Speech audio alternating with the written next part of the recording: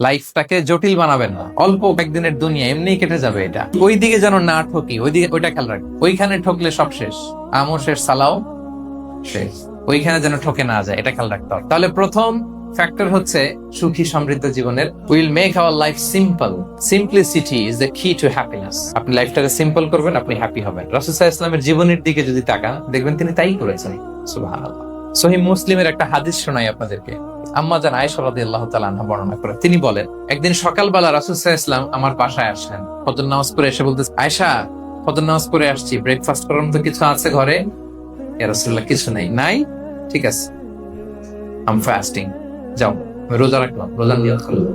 কত easy going, কত simple বানিয়েছেন লাইফটা। আচ্ছা, আমরা হলে কি একটু মিলাই নিজের সাথে। সাধারণত আমরা যেটা করতাম, আমরা অনেকে রেগে যেতাম। প্রিয় ভাইরা, ঘরে কিছু নাই মানে তুমি আগে জানাবা না আমাকে? হ্যাঁ, গত রাতে বললে তো কিছু নিয়ে আসতে পারতাম।